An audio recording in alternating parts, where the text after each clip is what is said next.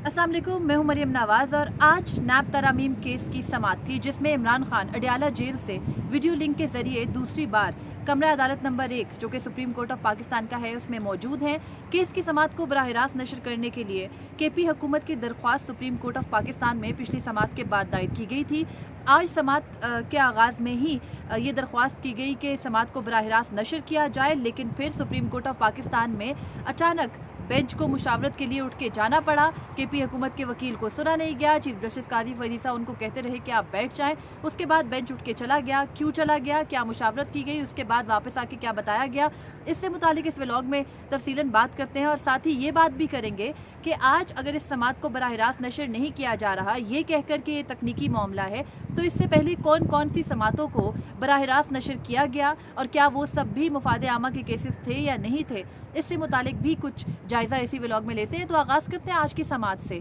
आज जब समाअत का आगाज हुआ नैब तरमीम केस का 5 रुकनी बेंच था चीफ जस्टिस काजी फरीसा की सरबराही में। उस बेंच के सामने केपी हुकूमत की जानिब से एडवोकेट जनरल रोस्टम पर आए, जो पिछली समाअत पर भी आए थे जब इमरान खान बजरिया वीडियो लिंक ही अदालत में मौजूद थे और उन्होंने ये इस्तदा की थी कि जो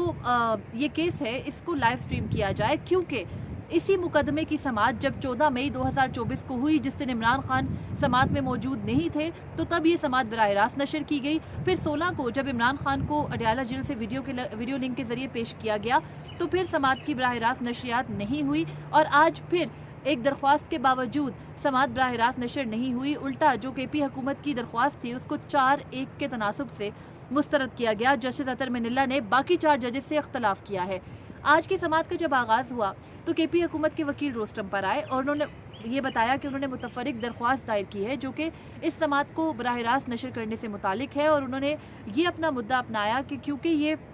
मुफादे आमा का केस है नैब तरमीम का, इसमें जो अरबों का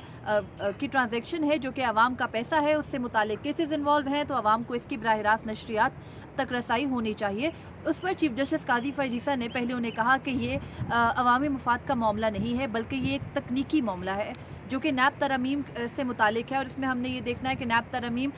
क्या काबिल कबूल है नहीं है, उनको आइन की रूह से बरकरार रखना है या नहीं। और उसके बाद फिर जब केपी हुकूमत के वकील ने कहा कि उनको थोड़ी देर सुना जाए तो चीफ जस्टिस काजी फरीसा ने उन्हें कहा कि आप बैठ जाइए। इसी अवस्था में जस्टिस अतर मिनिल्ला जो कि चीफ जस्टिस काजी फरीसा की दाईं जानिब बैठे थे, उन्होंने ये कहा कि वो अपनी हद तक अगर बात करें तो क्योंकि इस केस की समाअत को पहले बराह रास्त नशर किया गया था, तो अब भी इस केस को की समाअत को बराह रास्त ही नशर होना चाहिए। और उसके बाद चीफ जस्टिस काजी फरीसा ने यह कहा कि हमने इस केस की समाअत को बराह रास्त नशरियात की इजाज़त नहीं बल्कि इमरान खान का नाम लिए बगैर ये कहा कि उनको इस केस में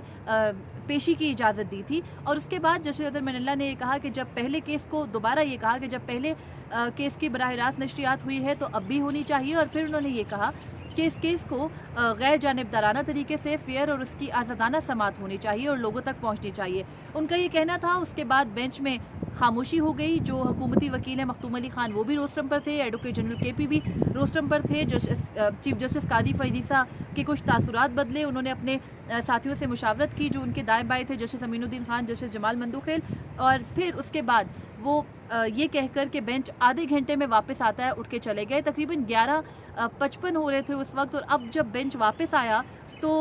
12:50 का वक्त हो रहा था, यानी 1 घंटा लगाया बेंच ने ये मुशावरत करने में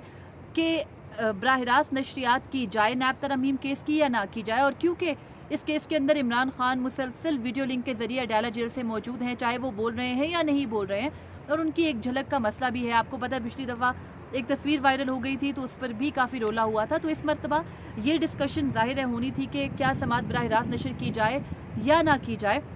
और यहाँ पर वापस आकर चीफ जस्टिस काजी फरीसा ने यह बताया कि जो केपी हुकूमत की बराह रास्त नशरियात से मुतालिक दरख्वास्त है उसको 4-1 से मुस्तरद किया जाता है और जस्टिस अतर मिनिल्ला इख्तलाफ कर रहे हैं। और उसके अलावा उन्होंने ये कहा कि जो ये दरख्वास्त है इसमें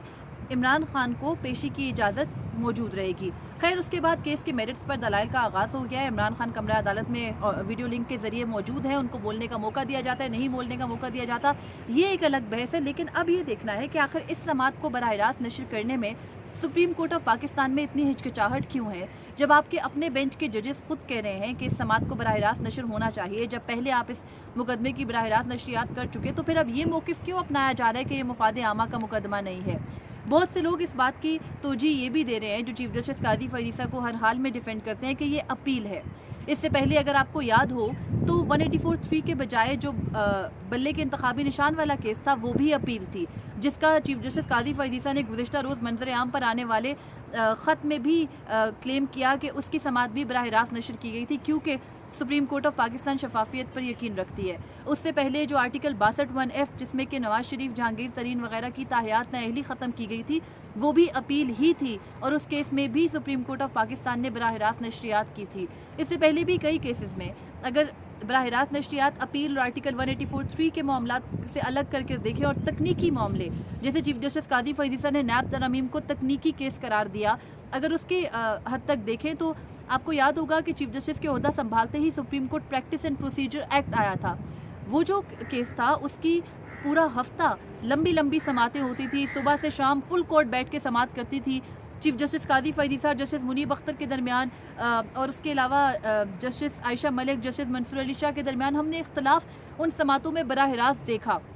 वो जो समातें थी वो भी तकनीकी मसला ही था। आम बंदे का उन केसेस में क्या इंटरेस्ट हो सकता था, उस वक्त जो सुप्रीम कोर्ट की बराह रास्त नशरियात थी वो इस वजह से देखी जा रही थी क्योंकि पहली दफ़ा ऐसा हुआ था कि सुप्रीम कोर्ट ने अपनी समात बराह रास्त नशर की थी, तो लोग देख रहे थे। लेकिन उस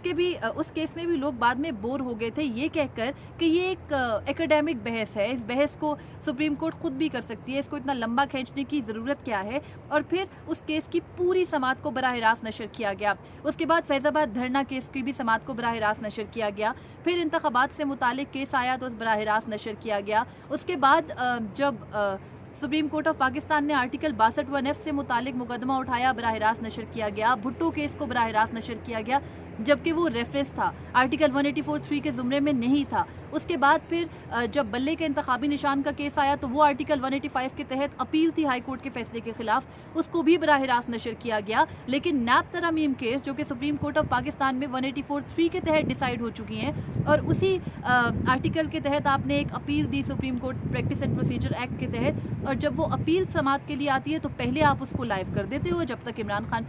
समात में नहीं है, और जब वो समात में आते हैं तो फिर आप उसकी बराह रास्त नशरियात नहीं करते, ये कहकर कि ये मुफाद आमा का मामला नहीं, तकनीकी मामला है। सीधी तरह ये क्यों नहीं बताया जाता कि किसकी दरख्वास्त पर यह समात बराह रास्त नशर नहीं हो रही, अवाम को एक मुकदमे तक रसाई के हक से क्यों महरूम रखा जा रहा है, ये बताने में क्या हिचकिचाहट है, ये मसला है। और अब देखना ये है कि केपी हुकूमत की दरख्वास्त मुस्तरद करने का कोई तहरीरी हुक्मनामा आता है, अगर तो आता है उसमें क्या वजूहात लिखी जाती हैं, ये बड़ा अहम होगा। और उसके अलावा अब देखना ये भी है कि क्या इमरान खान की, जैसे पिछले समात पर हमने देखा कि एक तस्वीर वायरल हो गई थी आज अब से कुछ देर पहले, जब अभी सुप्रीम कोर्ट ने आके बताया नहीं था कि हम दरख्वास्त को मुस्तरद करें, उससे पहले बहुत से लोग ये कह रहे थे कि शायद सुप्रीम कोर्ट ऑफ पाकिस्तान इसको मुकदमे की समात को बराह रास्त नशर कर दे। लेकिन मेरे ख्याल में तब भी ये ख्याल करना भी गलत था। उसकी वजह ये है कि इमरान खान से मुतालिक पैमरा भी ये नोटिफाई कर चुकी है कि उनको, क्योंकि वो सज़ा याफ्ता है, तो उनको टीवी पर ना दिखाया जाए। और चीफ जस्टिस काजी फरीद ईसा,